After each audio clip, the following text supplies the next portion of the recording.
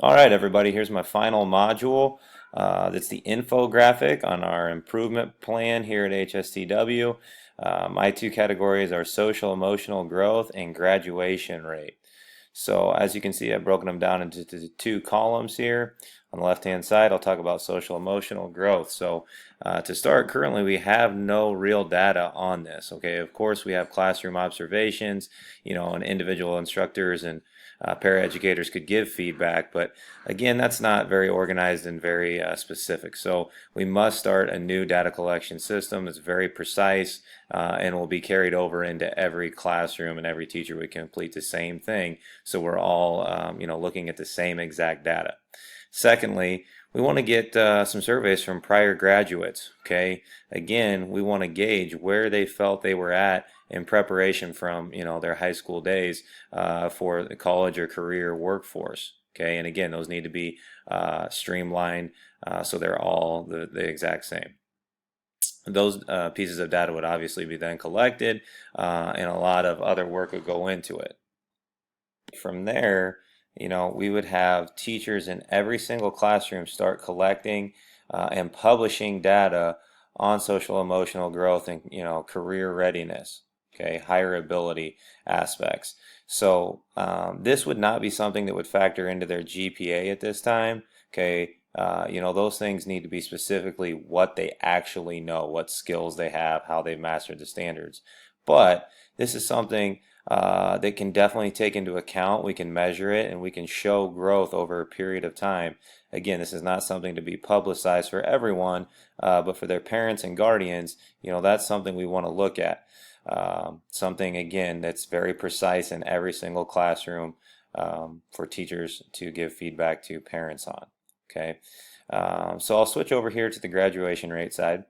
Currently, we are at about 94% averaging in the last 3 years. Okay, 1 year we did have full 100%, but obviously a couple years were dipped below that, and that's not acceptable. So, the number one objective here is we have to reduce the number of failed classes, because once they start failing classes, they typically don't graduate on time. Okay, there's some other factors, but that's a primary one we can get a handle on towards graduation. Okay, so to do that, we need to track students that are in jeopardy. All right, if they are on the warning list, we need to get them help. If they're, beyond the warning list and are on ineligibility list, then we have to give even more help. Possibly, look into our IEP program, our special ed, to make sure everything's being followed by the letter of the law. And if that's working for some, great. If not others, then we might need to make further accommodations or modifications. Also, we might need to look into how we identify students, and possibly, there could be a few students that also need to be enrolled into an IEP type of program. So we'll see who needs services, and maybe we need to tweak the program to allow more students into it if necessary. Okay, so that's it kind of for the top and main portion of my infographic. I'm going to scroll down here to the bottom portion. This is still all one page as required, but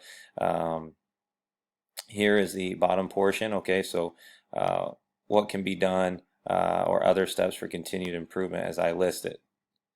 So, number one, on the social emotional side, we have to continue to collect the data. Okay, for all students that we have and for those that have graduated. So maybe they're still in high school now, but we want to continue to track the data and see, did that add up once they were in college or in the workforce? If we improved, did that translate to that next level? Did it actually make them feel like they were more ready than students that graduated in the past when we weren't doing such a good job, or we just didn't have data on it? Secondly, compare the data over time. Basically what I just said, but we could also track individual students. We can track individual grades. You could break it down further into demographic data. So there's all sorts of options there. Lastly, we need to look for, problem areas where there's gaps in our data in terms of social emotional, learning, and make adjustments in our curriculum. Okay, where it makes sense for particular content areas and or grade levels, we need to address those and improve.